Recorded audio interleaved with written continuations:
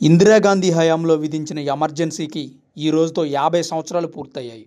British వారి కబంధ హస్తాల నుంచి దేశాన్ని విడిపించి ఎంతోమంది స్వతంత్ర సమరయోధులు ప్రాణాలు కోల్పోయారు.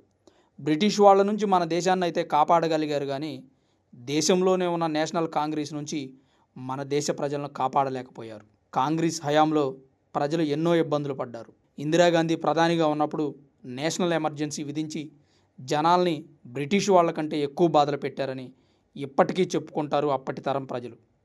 2 సంవత్సరాల పాటు దేశాన్ని నానా ఆగం చేసి ఎదురు తిరిగిన వాళ్ళని కొట్టడం, జైల్లో పెట్టడం లాంటివి చేశారని, కేవలం ఇందిరాగాంధీ తన ప్రధాని పదవిని కాపాడుకోవడానికి మాత్రమే ఈ ఎమర్జెన్సీ విధించారు.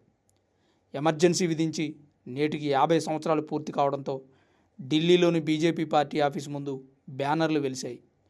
మినిస్టర్స్ మ్యూజియంలో ఈరోజు సాయంత్రం ఎమర్జెన్సీకి సంబంధించిన ఒక కార్యక్రమం నిర్వహిస్తున్నారు.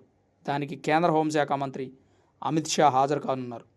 1975 జూన్ 25 నుంచి 1977 మార్చి 21 వరకు దేశంలో ఎమర్జెన్సీ విధించింది అప్పటి ప్రధాని ఇందిరాగాంధీ.